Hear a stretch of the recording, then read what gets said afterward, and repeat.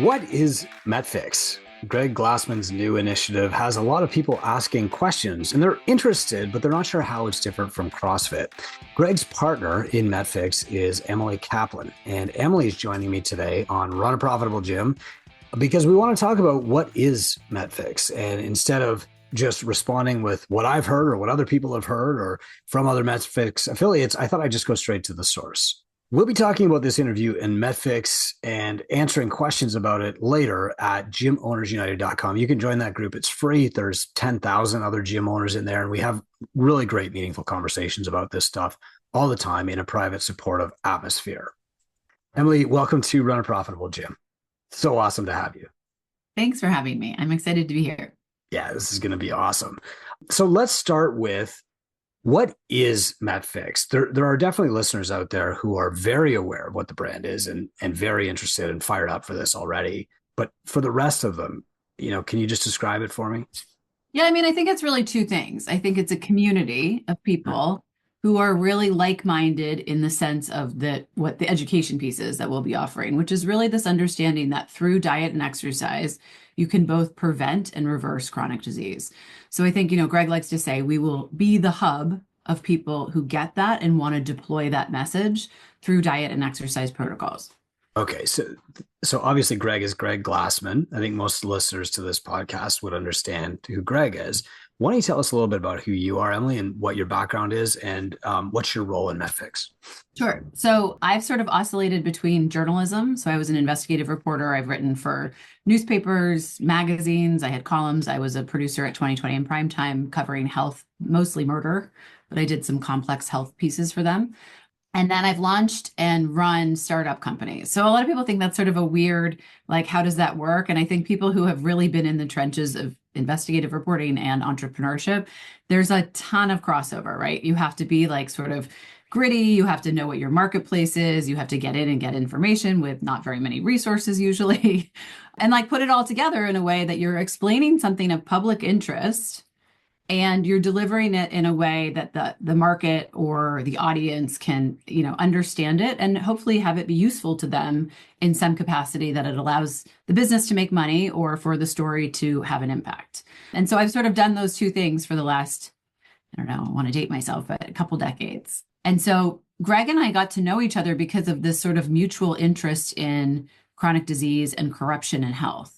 So I'd been looking at, sort of problems in nutrition from a both like political standpoint and also just sort of physiologically, like why are we getting fatter if what this recommendation is right? And so I went back and really retraced the dietary guidelines and was actually, I think, the last person, I've been told, I'm the last person to have interviewed Mark Hegstead, who was the architect of the food pyramid. Wow. He was on oxygen in a nursing home, and I kind of like tracked him down.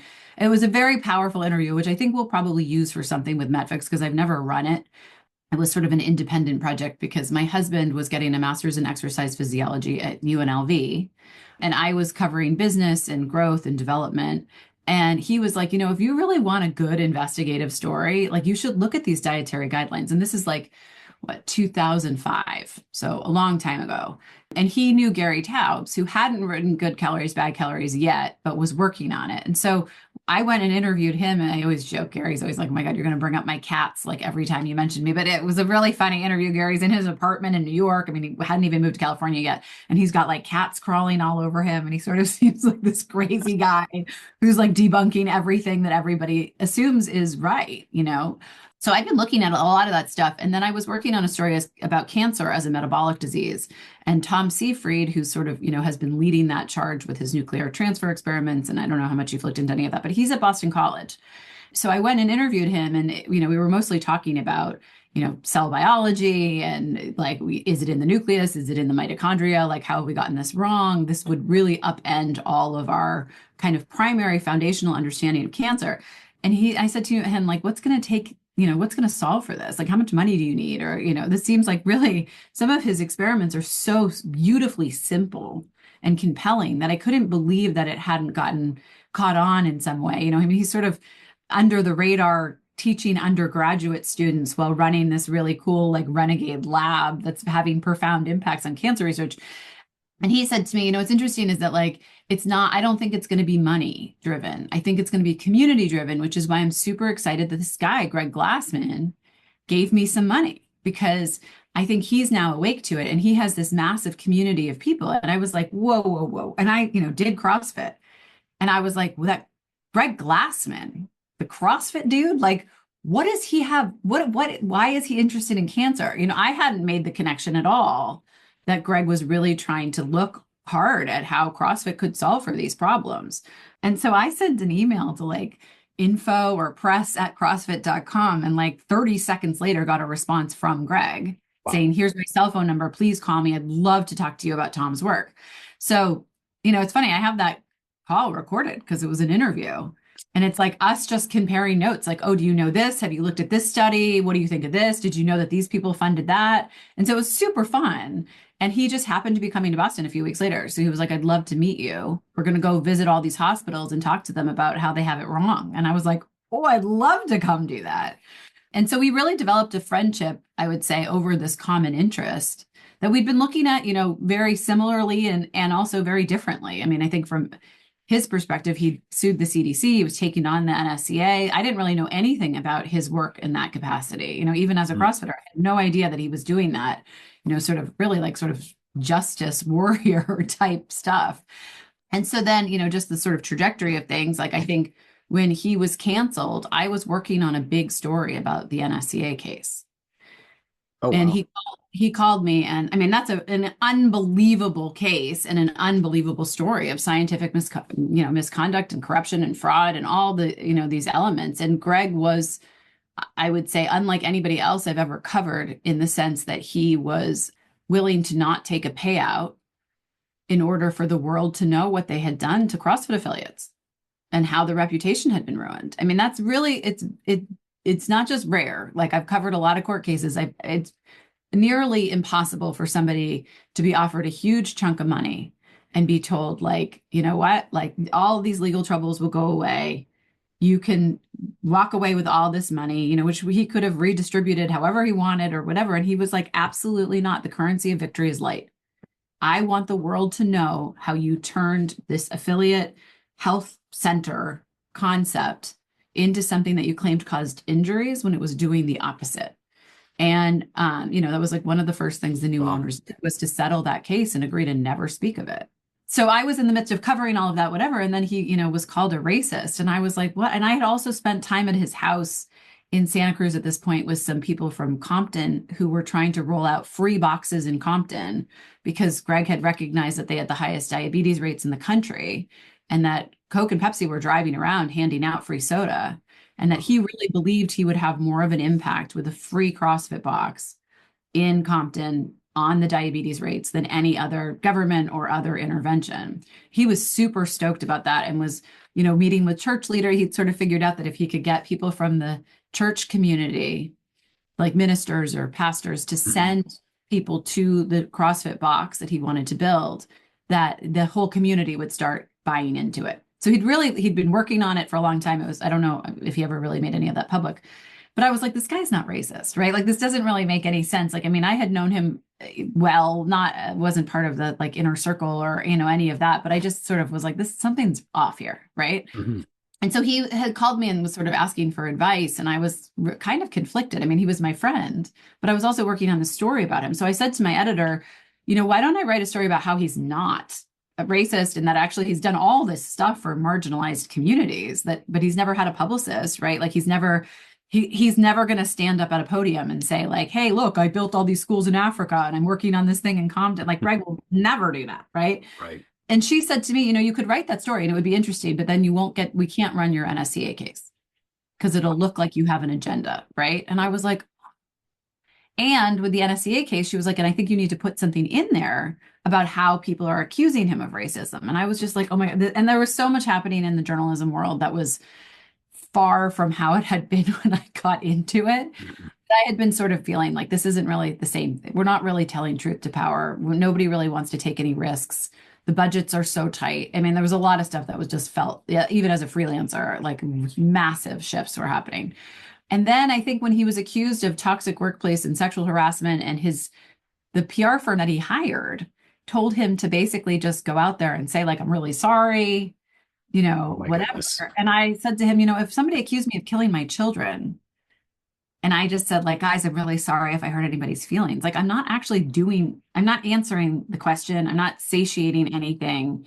And so I really tried to advise him on, but I was like, I'm not a publicist. Like, I have no idea, this isn't my wheelhouse, but I know that, like, as a journalist or a researcher, you only know what's in front of you, right? And so if you're not giving any explanation of what you meant by fluid 19, or frankly, the quote that was accompanying that tweet, which was really looking at quarantine as a tool of segregation, saying, like, this is what you guys have just done with your modeling, which I don't know if you want to get into all of this, but it's fascinating that nobody bothered to put that in Google and realize that, like, this was a peer-reviewed, medical journal article talking about quarantine as a tool of racism.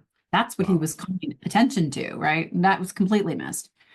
But at that point, I sort of felt like an obligation morally to both help him. And also, I felt like all these reporters are getting this wrong. And the media is like tanking in terms of credibility. There's all these other, and I think the fourth estate is incredibly important to our democracy and our republic. And so I was sort of like, is nobody explaining this stuff to them? So I decided that I would sort of resign from journalism at that Mm. point and really jump in and help him manage that crisis after it had really gone off the rails.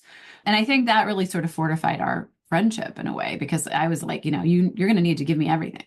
Like, I'm not going to go out on a limb or anything until I have access. And to his credit, he did. He gave me access to his email, to his credit cards, to Wow. anything I asked for.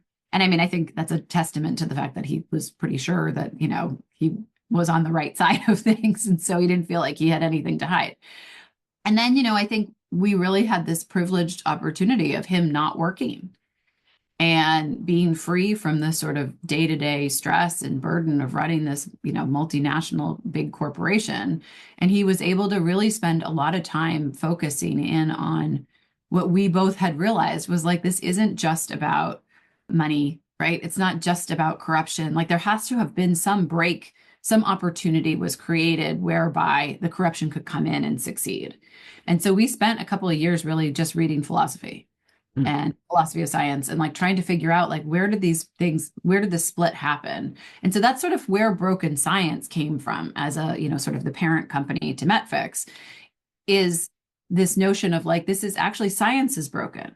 And until people start to realize that what we call probability, it's in probability theory, it's predictive value, which is really a Bayesian kind of concept, that, like, you're going to take prior information and you're going to put it into formula essentially, or even just critical thinking in general, and you're going to come out with a better outcome that you're going to be able to predict. It's never going to be absolutely right or absolutely certain, but the goal is to sort of take all of the information you have, weigh different things, and then come to a conclusion. And that when Karl Popper denies induction is sort of the break in the historical timeline where we start to see things going in what we call a deductivist path. And that's really where you get into, like, ones and zeros, yes, no, this sort of binary way. And in medicine, it's really where you get into these statistical tools driving research. So you're able to use math, which does have proofs and does have certainty, to try to make claims about something that really doesn't, that should be explained on a spectrum, right? So, like, do mammograms help prevent breast cancer deaths? Well, all-cause mortality would say no, they don't, right? They're actually, like, a huge predictor. I mean, a horrible predictor. But, like, the mainstream says yes. How do we have that? Like, how does that happen? It's this sort of undercurrent of statistical manipulation and using p-values, which, Greg and I will drone on and on about, nobody wants to talk about. But it's really fascinating that we have this statistical test you have to have in order to get published, pretty much. I mean, there's a couple exceptions, but pretty much in any major medical journal, that tells you nothing about whether your research can be validated or replicated or the things you really want to know, right? Yeah. So I think, to connect all the dots, MetFix is really, I mean, Greg says this more eloquently than I will, but he feels really strongly that it's the continuation of the work that he started with CrossFit Health. And when he took over the website in, January 1, 2018, he says he commandeered the website and got rid of all the game stuff, and then really returned to this notion of CrossFit is the cure to the world's most vexing problem. And I think he feels like that's been lost, and that there's a lot of affiliates who know that to be true in practice. So, we have a medical society. I've been going around doing this talk around the country to medical groups, and members of our medical society have hosted us. And one of the things I say to them repeatedly is, like, you guys have clinical significance. You you prescribe something, you see if it works or not. Like, trust that. That's been robbed from you. And we've been told to sort of defer to this higher power, which is these peer-reviewed high-impact journals. But if you're doing something and you're not seeing it's having a positive impact in your clinic or your practice or your hospital, like, we as patients are trusting you to know that this is efficacious. And I would say it's the same thing, right? Like, we know that MetFix is efficacious in that the diet and the exercise work. People can get off of their, diabetes medication. They can reverse diabetes. And diabetes is, sort of, this is probably not nice to say, it's sort of like a gateway drug to all the other chronic diseases. So we talk about, like, cardiac disease being the number one, killer in America. Well, what's the biggest risk factor for cardiac disease? It's type 2 diabetes. Sure. Right? So it's like these things are all very connected. And I think, what has happened is that broken science has figured out when this happened and how it's a philosophical divide and break. The medical society is charged up to basically, it's about 50% patients, 50% doctors right now, to get good information, to build these hubs of people who want to have better treatment and doctors that want to do it different than, the standard hospital medical facility is incentivizing them and working around. And MetFix is really like the foot soldiers. Like, they're on the ground doing the work every day that, frankly, doctors, even in the best case scenario, do not have time to do. So, like, they can say, go lose 20 pounds, and then they'll see you in a year, right? Your MetFix coach is seeing you 3-5 times a week. They can really implement those changes. And so, there's sort of like a hierarchy or a, vertical integration, you could say, in the way that these different initiatives work together, but the flow is the same and the current is all the same, which is predictive value. We know when you eat this way and you move this way, you're more likely to be healthy for longer. When you don't, we know you're more likely to be sick earlier. So there's a choice people can make. So you referred to MetFix coaches. Are you certifying coaches to deliver the MetFix? Yes. Okay. Yeah. And there's also an affiliate program. Is that right? Is that the gym that houses the coaches? Yes. And I mean, the coaches will be beyond the affiliate, I would imagine. Like, a lot of our doctors want to take the cert. Okay. Yeah, we'll come back to that too, because what you explained to me the other day is that it's a complimentary program for CrossFit affiliates or for non-affiliates too. So it's not like a competitive affiliation for CrossFit or something like that. Yeah, certainly. I mean, I think, like, I was talking to I just paid for somebody to take their L1. I think that there's like a lot of people who want to like stir this up in a much bigger way than at least like Greg or I feel it really needs to be. Like, if somebody told me, like, hey, I love working out, I really want to be a trainer, I would say, go take your L1. I wouldn't say take the class. Like, this is a much higher level. Like, we get into like cell biology, and really the course is looking at how the body processes energy.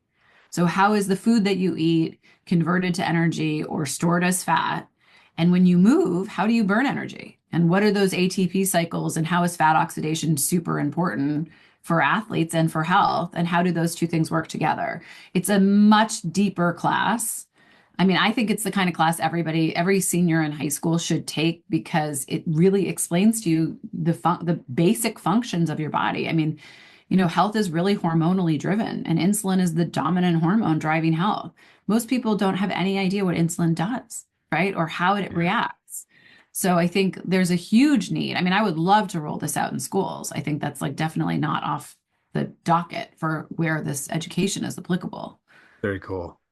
So I've got a lot of questions from our audience here, and I think I've kind of arranged them in a bit of an arc, but we can go off topic at any time. So the first came from a CrossFit affiliate in Atlanta, and he said, the big question for me is, who is this for?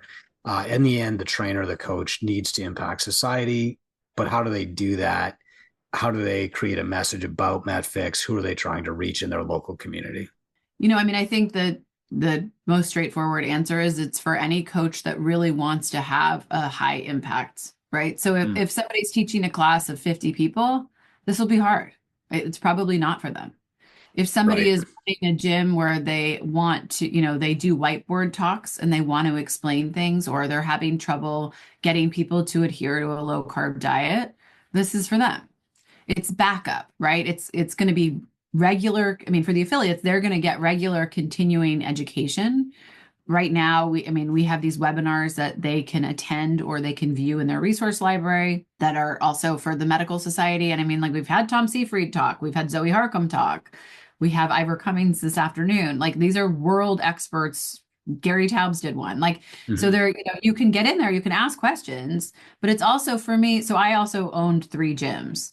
And one of the things that my gyms were all women, and they were mostly middle-aged women who had about 20 pounds to lose. Some of them hadn't worked out for a long time.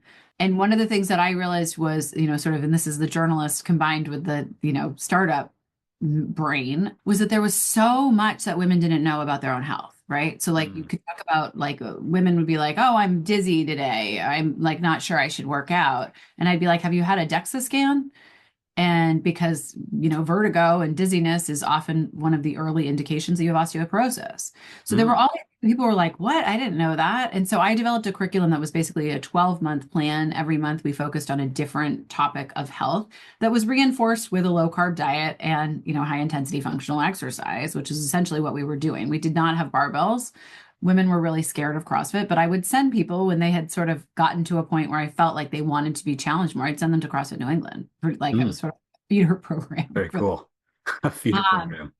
But what was interesting was like that taught me like there's so much that we can do to validate the work that's happening in the gym through research and by connecting this to a deeper understanding of like medical health. And I think that's a lot of what MetFix is already doing and will, as we continue to grow, like staff up more around because I think it does 2 things. I think it makes the customer base very loyal to you. They come to think of you as an expert, which really goes back to Greg's original mission of professionalizing the personal trainer. I mean, we see our coaches as healthcare providers. They are far Mm. more teaching you how to, like watching as you do a squat. Like that's not they're talking about the whole thing all the time because they know you're not going to reverse chronic disease through exercise. It's just not going to happen. Right. You need the diet piece. And it's hard to get people to adhere to that, especially when you're recommending something they've been told their whole life, don't eat fat.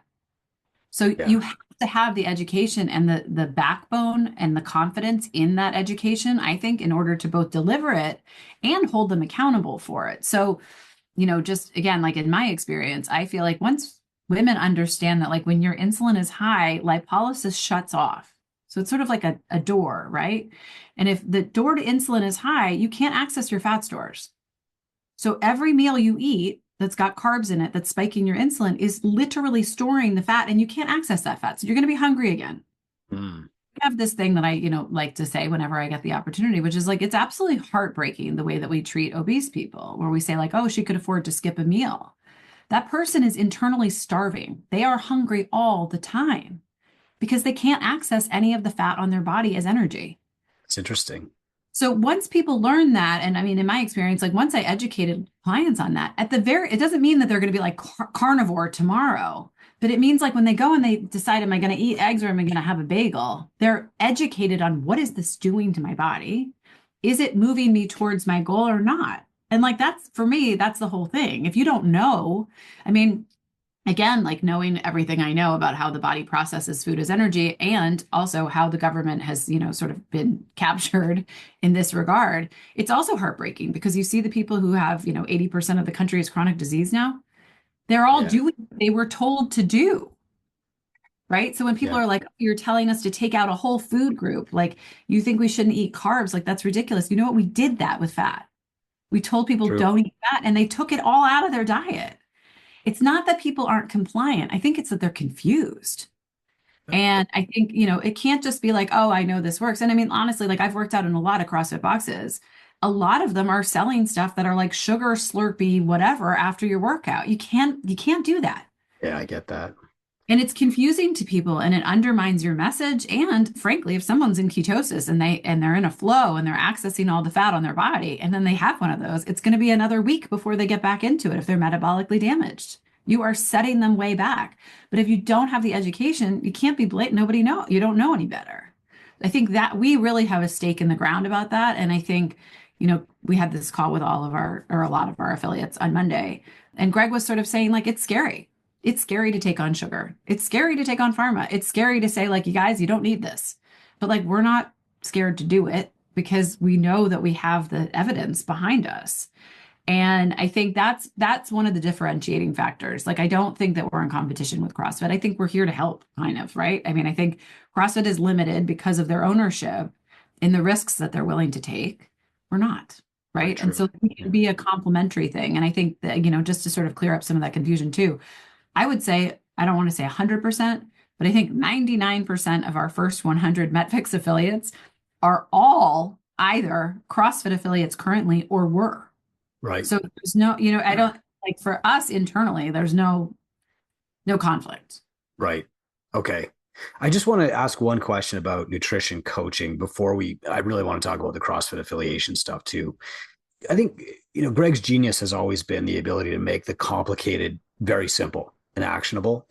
And I can remember actually Greg Amundsen telling me this story about he was trying to learn the zone diet back in 2002 or 2003. And Greg, how much protein do I actually eat? And Greg had him bring in a Tupperware and he just like drew a line with a black tip, marker, eat this much, Greg.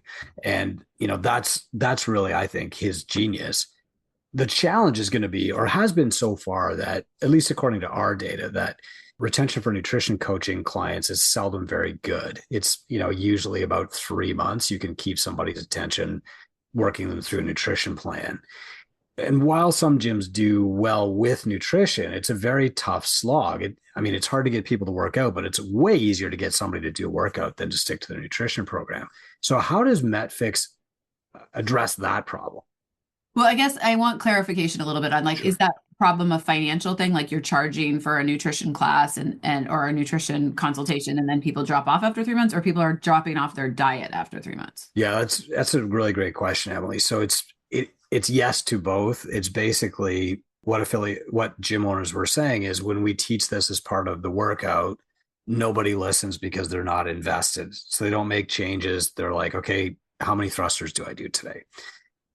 When we charge extra for it, their compliance is better. Their adherence is actually better, but not for long. And so after 3 months, maybe it is a financial issue. They're no longer paying for it or whatever, but they tend to drop off. And there's some novelty mixed in there, all that stuff. So I guess kind of like, what is the recipe for getting people to stick with a nutrition plan or to build a habit that lasts? I mean, and like, so from my perspective, I'm like really focused on the health outcomes. Yeah.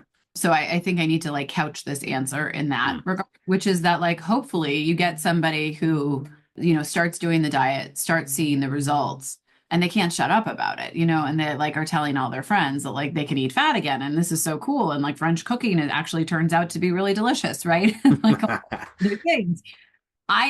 From that perspective, one of the struggles I had was I had people who lost weight and would come to me and be like, I'm so bored. Like, I'm not interested with food anymore. Like, I'm not even hungry. Oh, good one. And you'd have to say, like, that's okay. Find a new hobby, right?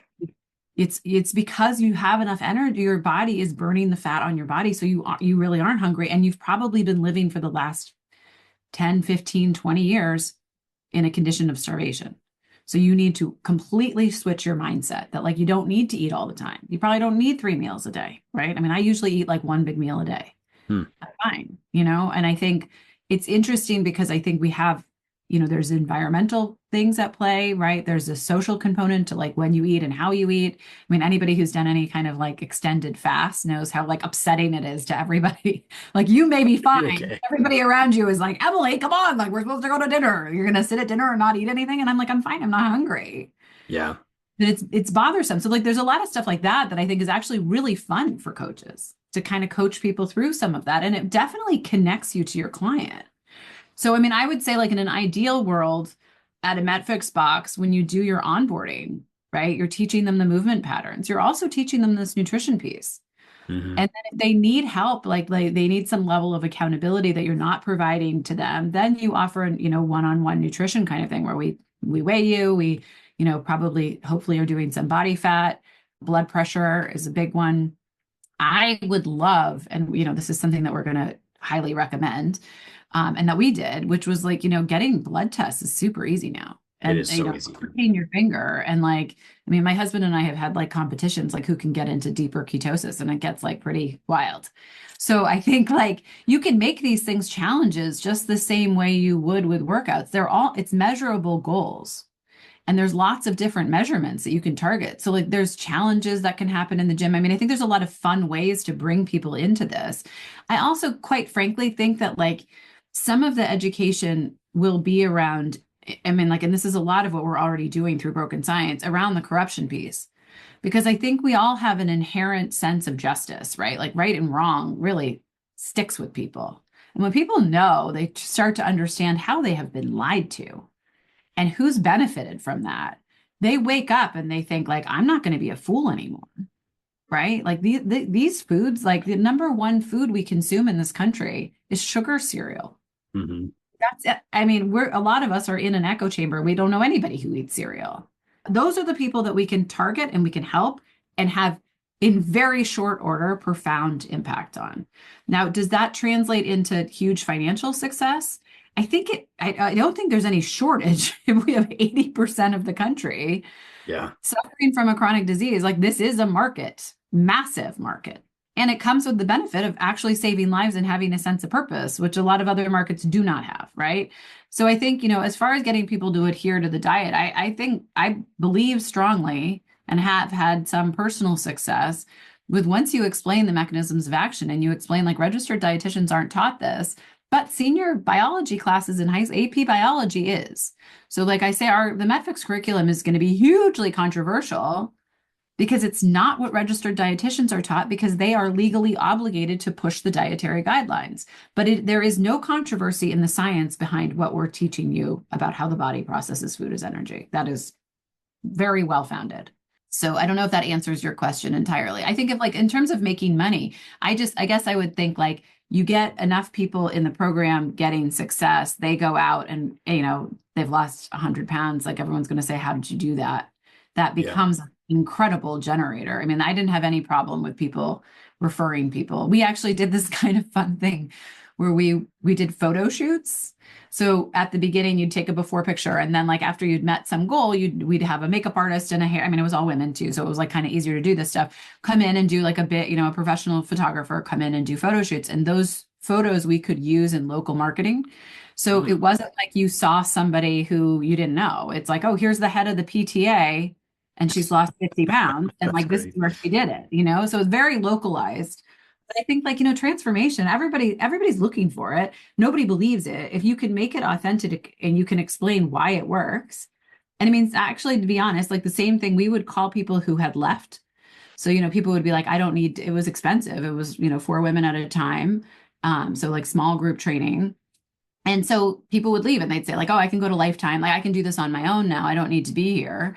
And we would like follow up with them after they had left, like 3 months after they left, 6 months after they left. And usually the follow-up call was made by the trainer or the manager who knew them really well and was like, hey, I'm like, just want to make sure like you're still doing great. And 9 out of 10 times the person was like, I'm not, I've totally fallen off. I need to come back. So the accountability is a huge piece of this. And I think like that's where you have a touch point with your client where you're driving real impacts. They're gonna experience that differently than they have with other, diet exercise things, I think. I'm glad that you highlighted doing this in small group training. This is one of the biggest, things that get me accused of heresy in the CrossFit community is, what do you mean? CrossFit is big group classes. And when I explain that's not what Greg did, people doubt it. But one of the smartest things Greg ever said to me, or one of the things that I repeat most often is explain it to the smart kids and they'll explain it to everybody else. And I think as more MetFix affiliates come on board, you'll see more storytelling that sticks with average people too, maybe. Just along those lines. Sorry to interrupt you. The first 100, I mean, like part of the reason we picked them is because they're mostly all 10, 15-year affiliates. I mean, they are bringing a lot of experience to the table. And I think they're a great sounding board, not just for each other, but as we open this up. So, we opened up last week and basically said anybody can now apply. And the application's involved. I mean, again, this is like not for people who don't want to be part of something bigger. And so there's 5 essay questions. There's a video submission, which we'll then use for marketing for them and for us. But what's interesting is that I also am really excited about how the first 100 are so service driven, and that's why we pick them. Mhm. They want to share what they know, right? So like they want to talk about how they're working with people in recovery, or they're working with people in prison, or they're, working with elderly populations or adaptive athletes. I mean, like that those cohorts were I identified those about a year ago as like these are our really important people to support. And I want them to be like captains where they then go out and they teach other people. So our back end of our website is really well. I mean, our tech team is amazing. And they have spent a lot of time and effort building what we call the dashboard, which has your video that you submitted when you applied that any other affiliate owner can watch. Oh, And then cool. they can contact you and they can say, like, hey, I understand you do business coaching. I think I need some help. It's an internal referral thing, but we've also really optimized the SEO so that it'll drive traffic to their affiliate on the outside. So it serves these like sort of twofold purposes. But like we have forums. I mean, on this call we had with Greg, people were bringing up that some people have, one person was talking about building a kitchen in their box. Very cool. And two other people were like, oh, we've just done that. And I'm like, great, we'll form a forum that's people who have kitchens or want kitchens, right? And then Yeah. it's like just best practices, like right there, in real time on any subject that you want that you think would be helpful. And we don't have to be involved. We don't know as much as somebody who's run a box for 15 years. Let Sure. them teach, right? Yeah. Okay, well, what I'm going to do is I'm going to segue our conversation into kind of the affiliate model because most of the listeners to this podcast are gym owners, and that's what they're most curious about.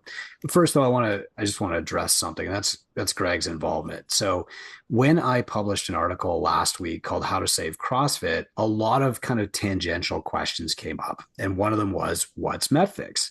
Now, if I were a good journalist, I would have called you and said, "What's MetFix?" But instead, I repeated what I had been told by people who are close to Greg, and that's that he's hands off, that he's arm's length, and all that stuff. So I'm just, maybe you can set the record straight on that. Like, how involved is Greg in MetFix? And yeah, let's start there. Well, so I mean, I think there's a couple of things. One is the questions like that make me uncomfortable because I don't know how to quantify them, right? So I don't like what is the expectation. So I'll give you some facts, right? So like Thanks. Greg owns MetFix. Greg is funding MetFix, right? Like MetFix is part of Broken Science. Greg speaks at MetFix events. Greg just had a call exclusively for our first 100 affiliates where he spoke for an hour and a half about how excited he is for this project. I think, as a term of day-to-day operations, Greg is not super involved. I mean, like we have a team of people who are working around the clock to build these tools and these systems. And Greg knows that's going on, but he's not really weighing in on like what the dashboard should look like or, Right. any of that. I mean, I want to be totally honest because I don't know if people think it's like, Greg's sitting at a computer somewhere. And I mean, the same thing goes for like, I don't think Greg is interested in talking about burpees and thrusters anymore. Like, I don't know that he has for 15 plus years. Right. I think he's super like motivated and interested in what sugar does and how sugar is a toxin. And I think he feels strongly that like he made nutrition the base of the pyramid, but then didn't really give it enough attention. And it became all about movement. And that he, when he took over the website and with CrossFit Health, it was supposed to be a sort of return to that mission.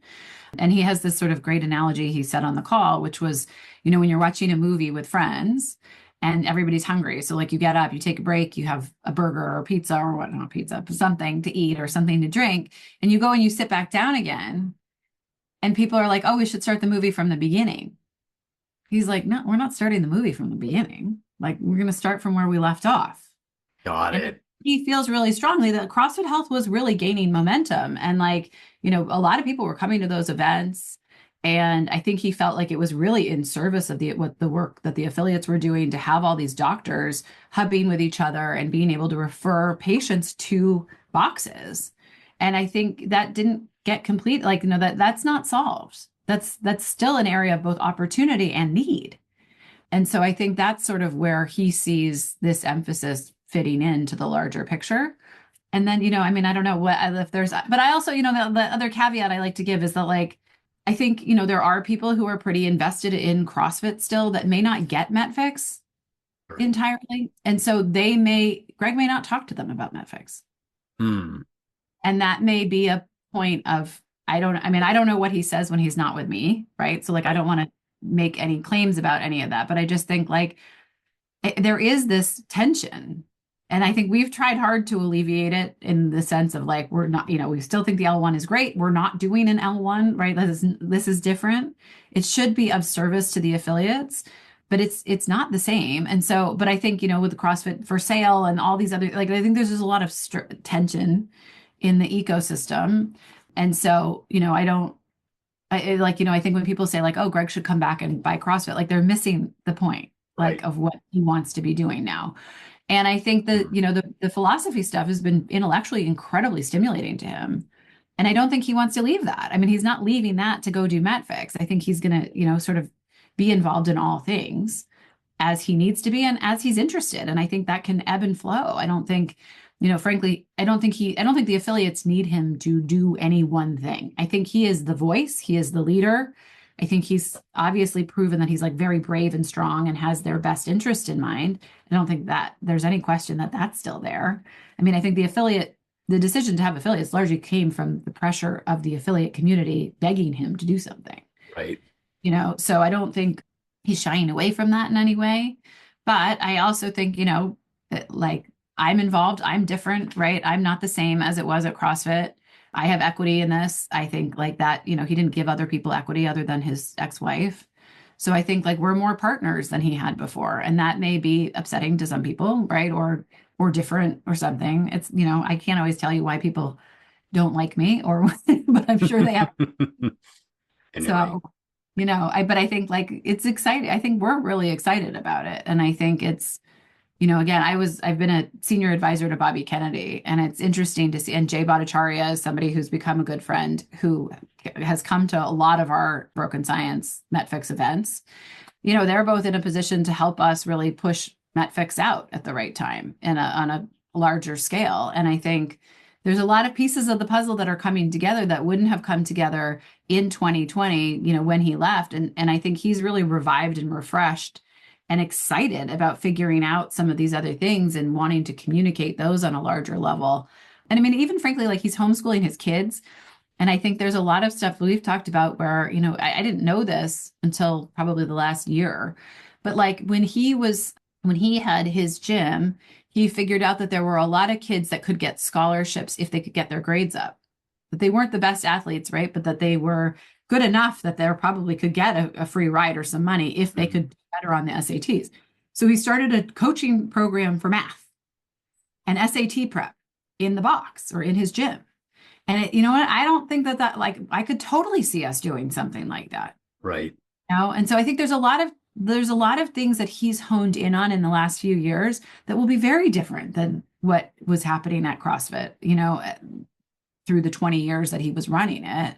But I think if you look at the last few years that he was there, you're going to get a better idea of where we're jumping off from. So that's why I love that movie analogy, because I think it really does like sort of give you a sense of where are we going. That's great.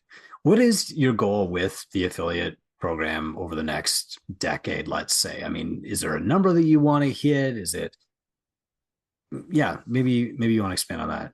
Yeah. So, I mean, again, I think this is sort of like, this is more about trying to help people who are in the trenches doing the work feel supported and empowered and invigorated. So, I mean, like, again, like with my gyms, like I realized it was serving a purpose to give them this health curriculum, the members, but it actually served a huge purpose with the coaches because some of them were excellent, but they were kind of bored, right? Like they've been doing the same thing, and you stimulate them. And we would have like a monthly meeting where I'd go through research or, like what the topic was, and they would get super excited. Then they're talking about it on the floor. Then there's this new energy brought in. That's all based on education and common interest and the goals for the members that I think MetFix can do. And so, we had over 3,000, we like very quietly announced MetFix at my house. And we had over 3,000 affiliates, fill out this intent form. Yeah. Which was great. I mean, I did not expect that at all. I thought there would be interest. I mean, like we knew that like a lot of people had been asking him to do this, but when, the rubber hits the road, are you really going to do it? Like, what does that look like? And so I had been pretty adamant that I thought 100 was like what we needed to start with, because like we don't have, like we have to build the systems. We have to know, that we're offering a product that's worth more than we're charging. Like there's a lot of litmus tests that I have, that I've learned from Greg mentoring me over the last 5 years are his ideas, but that I really feel charged to implement as the sort of CEO of this, of all of Broken Science, but obviously we're focusing on MetFix right now. Yeah. And so, there were a lot of big hitters in the health space who I know who were like, fuck it, open the floodgates, like just let everybody in. And Greg Yeah. was like, why are we doing this 100? Like, why don't we open it up? And I'm like, because maybe I'm not confident enough. Like, I want to make sure that we're really ready. And I, was a business reporter. I've launched startups. I feel like growth is often what kills the business. People grow way before they're ready to. So Yeah. I was sort of holding the reins back on everybody. And then last week we were, we're ready. We're so ready. And so I think it was good timing, but it also was something that we'd been planning. I mean, like we didn't just do that impulsively. And I think now it's really interesting to see, like we'll easily get to 1,000 affiliates in a couple of months if we can get through all these applications. I'm sure. Do I want to grow beyond that? Sure, if we can meet the demand. But it's really this, like, if we aren't giving the education that they need to deploy the messaging properly, the whole thing like falls apart, right? So I'm not, there's no like 10xing. It's almost the opposite. You know what I mean? One Like, tenth Xing. Yeah. I would like to go slow and make sure that like, we're delivering what we said we were going to deliver really well and that people understand it and then they find a value to it. I think that's the point. The point is, I joke with Dale all the time, like the point's saving lives. Like, is this thing going to help save lives or not? Right. Well, we are going to come back to what an affiliate looks like, but a lot of the questions that I got, I think, came from CrossFit affiliates, and maybe that was just due to the timing of CrossFit putting a for sale sign on the lawn, and then the next day or within 48 hours, I know as a previous applicant, I got an email saying, "Okay, now we're going to open up affiliation again." So the big question that I got over and over was, "Can you be an affiliate in MetFix and CrossFit at the same time?"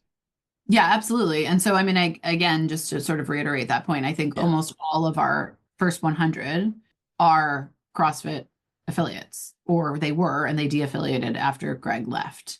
but it's not an either or. No, not at all. I mean, I think they should be complementary. I think Yeah. the problem will, just logically will be we're $2,000, they're 4,500 plus a $1,000 affiliation fee. So all in, they're, twice, three times what we are. And it may be that people don't feel they can do both. Not Mhm. saying pick us, but it may just be that it's too much. And so they decide not to be a MetFix affiliate, but to send their coaches to MetFix training, right? I mean, Yeah. I don't know how that works. I think in time that'll sort of sort itself out. I think, there's probably all kinds of ways for people to figure that out. I mean, I think $2,000 is what, like 160 something dollars a month. It's not like it's that much more for people, but I also know Yeah. like that's a new member a month. Like that's not like necessarily something that's revenue you want to give up if you don't know that it's really going to drive, you know, both impact and sales for you moving forward. I think in time, the MetFix brand will become strong enough that it will help incentivize people that it's worth the affiliation fee. But, I right now, like it's not a household name at all the way CrossFit is. And so I think you got to be realistic about that too. Like just if I was advising somebody, I would say, it's important to be both. And like, and at the same time, like we definitely have gyms that are just that were CrossFit boxes that de-affiliated because they didn't feel like they were getting that brand, that they weren't getting the traffic driven to them that they used to, and that their members had been there for 10 years and they didn't really feel like they needed, it Yeah. wasn't, they weren't getting, I mean, I think a lot of the tools, I don't follow this super closely, but what I've heard is that a lot of the tools that CrossFit provides are really geared towards new owners. And so the older affiliates don't feel the sense of like, there's not like there's a price increase, but there's no value added for us that we need. And so, I mean, even, a couple of boxes that I'm in Boston, in the Boston area, that I never thought would de-affiliate, and they're not re-affiliate, they're not affiliating with us. It's not a either or, but they've de-affiliated because they don't, they're not happy for whatever reason. Yeah. So, Ben Bergeron was very public with his right. de-affiliation, right? And I know several others around you too. So this question was, I thought, really great. And we're gonna talk about the value of MetFix affiliation here. But before we get there, I love this question. And he said, "Do you feel that an affiliate model is the best way to change health and fitness worldwide, since there's no guarantee in what the affiliates are putting out as a product to their members? So in other words, there's no kind of forced consistency or baseline level. What will be different about MetFix that will make people gravitate to it over other models, or how will the MetFix affiliate model work better than the CrossFit affiliate model did for supporting its owners?" Yeah, and I mean, again, I think like, my sort of strategic communications brain kicks in here a little. And I think you kind of have to do a decision tree Mm, type, right? So it's like rather than saying like, what are we doing that's better than, like, what are the alternatives? So right. like look at a franchise model, right? Like you're going to spend $8,000 a month on marketing and whatever. You're going to spend 100+ thousand to even open the door. You are beholden to their, branding, their messaging, their everything. Like we're not going to do that. So I think, I could destroy a franchise concept with the affiliate model. Comparing it to CrossFit is a little different because again, like I don't see them as a competition. I think what Greg created, I mean, I think the price point for CrossFit is too high. That's my sense. I think the garage gym model is one of the most brilliant business models that Yeah. ever came about and that Greg has not gotten credit for. I mean, I think imagine any other business where you have next to no overhead, you're the full-time employee. The proof of concept is like if you get enough people to come that you can't fit them all there, then you get to go and decide how many are on your wait list. Now I can go run a space that satisfies that. I mean, it's very hard to think of any other startup model that allows you to really pressure test all of the risk factors before committing to any, sort of like thing where you're going to be locked into a lease or Yeah. employees. I mean, so I think the affiliate model is something obviously that's very important to Greg.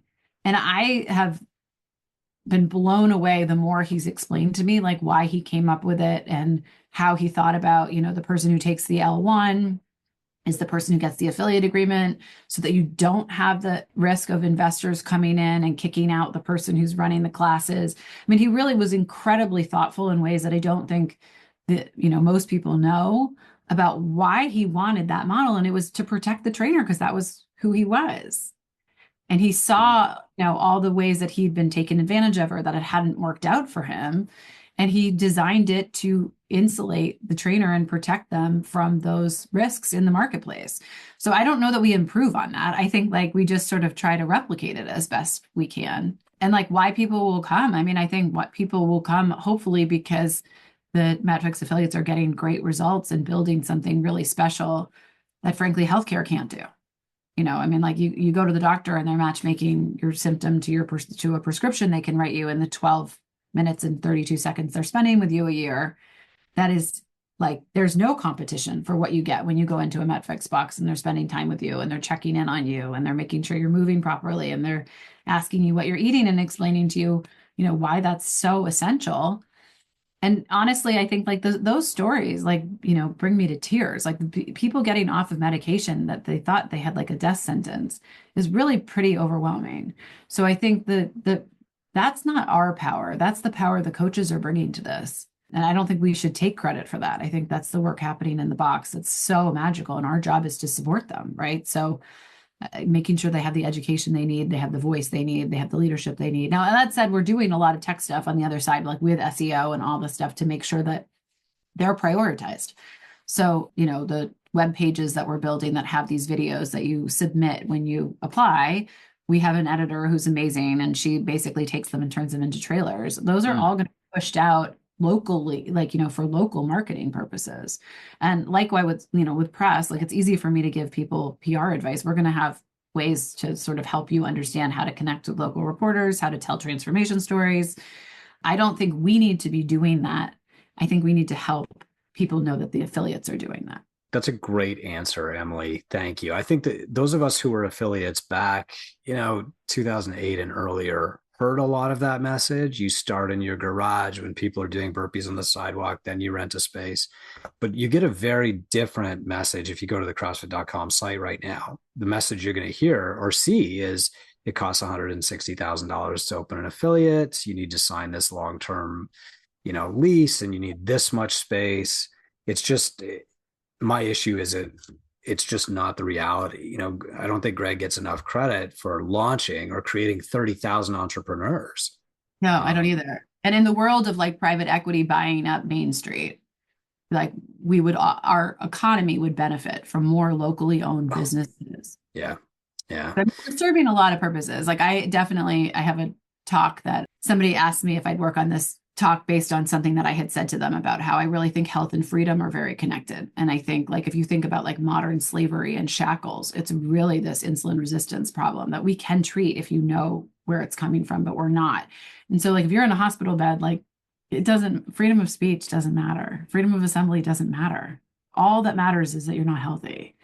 And Wow. so I might be doing this talk in Harlem at the Apollo, which would be like so fun and exciting. And I'm like really looking forward to that if it comes together this summer. But the idea was to talk to the African American community about this. And I think, part of that is this affiliate model. But like you can do this in your neighborhood for next to nothing, right? Like you don't even need equipment. Right. You can get people moving. And frankly, like people who are type 2 diabetic and obese and have multiple comorbidities, they don't really need equipment, right? That's a barrier to entry. I mean, I have a problem with a lot of the, like, whether it's like wearable tech or supplements, the average person is eating sugar cereal as their main thing. Like they don't need new sneakers, right? They don't need a wearable. They need to like get up and move. Yeah. Right. Very true. Yeah. Like if you get to the point where you're like, really interested in longevity and you're trying to like tinker and move these like teeny tiny little thresholds, great, go for it. If you don't have a lot of money and you're really sick, guess what? You don't need any of that. And people are confusing you by making you think that it's something you got to go buy, which is like, I mean, in my experience in owning my gym, it would be a distraction. Somebody would be like, oh, like I didn't do this because I forgot my watch and it wasn't going to count. And I'm like, really?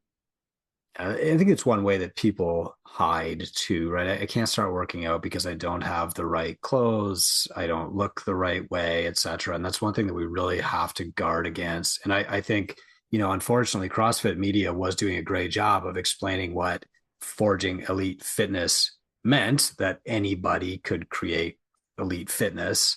And in their absence, it became elite people do CrossFit, thanks to the games messaging. But I want to read this question to you verbatim, Emily, because I got enough pitchforks thrown at me. So I'm just going to say, like, this is a direct quote.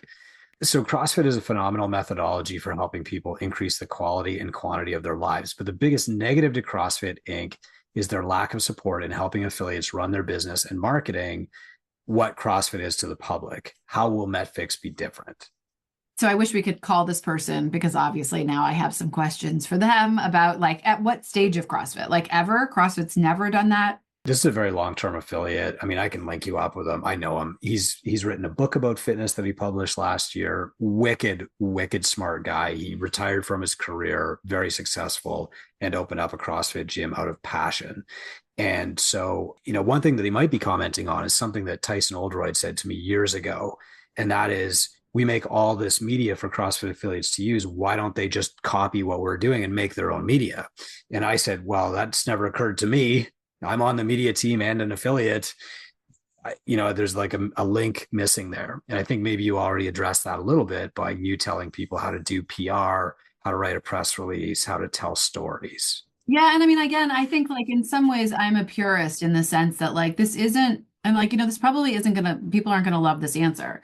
But I think like there is a bastardization of the affiliate model, or of what Greg designed, which was to take somebody who is a personal trainer, give them a profession where they're respected in their community, where they're able to drive health outcomes in a very significant way and make a living. Mm-hmm. So they're making enough money that they can, buy a house, maybe send their kids to college, maybe not anymore, but maybe, right? But they're self-sufficient. That is different than somebody who is an entrepreneur and wants to own 20 boxes and is, they start one because they're really looking to get rich, right? Or like make a lot of money. And so I don't think this is a way to get rich. Like, I don't think you go into the buying, or starting a gym. Like I wouldn't recommend that. I'd tell you to like go work somewhere else, right? If money is your goal.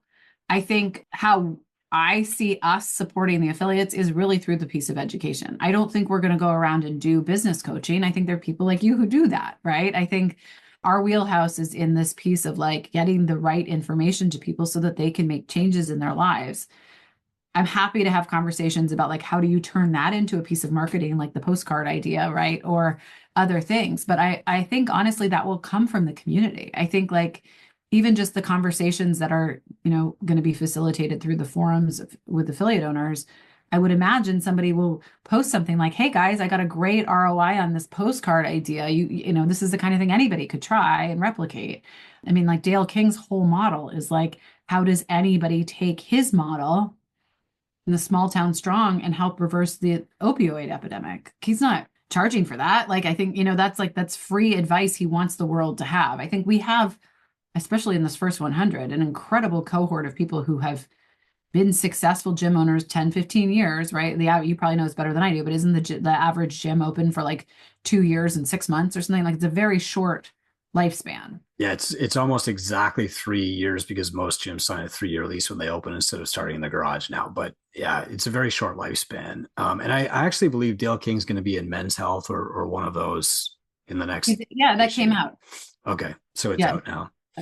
But I mean, I think we'll do PR, and like certainly I have, I'm supposed to be in DC in a month or so meeting with Bobby and Jay, and there's a lot of interesting stuff that I have in the back of my mind about government involvement. There's actually quite a lot of money for gym owners through chronic disease treatment programs, through addiction treatment programs that I don't think anybody's ever told CrossFit owners or I mean, this would be good for CrossFit too, right? Like, sure. So I think, we're not going to like take our foot off the pedal of trying to figure out how to support affiliates and help them be financially successful. But I don't think we're in the game of giving business advice. I think, you know what I mean? Like, these are different things for me. I think we're going to give you the curriculum to have a world-class health program run out of your gym, which may also be run out of, we have 3 or 4 doctors who are MetFix affiliates who are opening boxes in their healthcare facilities or have. Yeah, very cool.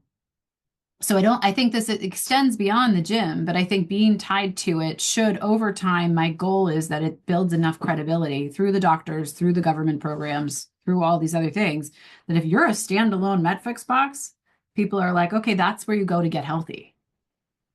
Very interesting. Okay. So, Emily, I think that's a great place for us to leave it today. Where should people go if they want to apply to be a MetFix affiliate or just, read more about it?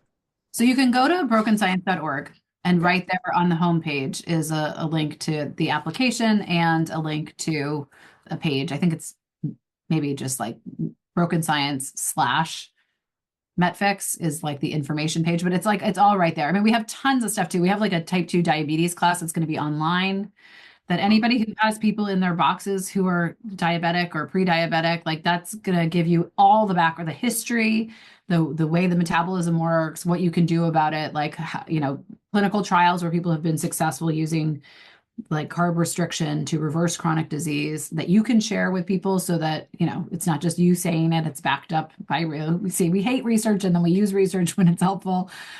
And we have a math class that's coming out that actually is like, I think it's the kind of math, it's probability theory, but it's the kind of stuff that, like, I think is really interesting to anybody who's trying to make business decisions. It's a lot of probability theory is risk reward. There's a lot of critical thinking that I think people are just not putting forward in our, sort of zeitgeist, that I think that math class will help with. I would also just say that the medical society is a great entry point. So it's a great entry point, I would say, for 2 reasons. You get access to a lot of the resources that the affiliates will, so like these webinars, or they're different forums, but, some of that. And it also is a community of people. And so, like, I think one of the things that will happen in time is, as MetFix grows and coaches have clients who have really specific questions, or they're like, oh, wow, I would really love to learn more about cancer as a metabolic disease, which is something MetFix coaches can talk about and touch on, but they're not going to be experts on those specifics. Those members or coaches can join the medical society, and then they get direct access to those events, to those readings, to all of that, which should really like bolster. And I think we should do something where, like, if a coach or an affiliate refers people to the classes or the MetFix thing, like, maybe they get some incentive for doing that, so that it really builds the larger community. So, again, to like go back to this idea of like, how involved is Greg? It's like, see, all these things are connected. So when people are like, oh, he's distancing himself from MetFix, the first thing I did was send him your post and be like, what's this, right? But it's also like, I don't know how he could divorce himself from one and not all, what I mean? Like, it's, yeah. But we probably haven't done a good enough job of sort of communicating that connective tissue and how they all work together. So I appreciate you giving me the opportunity to explain it, really. Yeah, Nice. happy to. Thanks so much for coming on. We'll do this again. And, we're happy to help spread the word. If you're out there and you're thinking about, do I affiliate with MetFix? Do I apply? I think you should just go to the site and start there, and maybe go to one of the meetups, and just have conversations with other MetFix affiliates. I think this is a decision that's completely independent of your CrossFit affiliation, whether you affiliate, de-affiliate, re-affiliate with CrossFit. It's worth looking at MetFix and saying, like, is this the next step for me? So thanks, Emily. And you're applying, right? We're going to have you in the trenches? Yeah, I've applied. Awesome. Yeah. I don't know. I don't know. Say, like, how are you giving business advice? I'm going to say we're sending everybody to Chris. Oh, thank you. Thank you very much. And we'll do this again. Great. Thanks for having me. Take care. Bye-bye.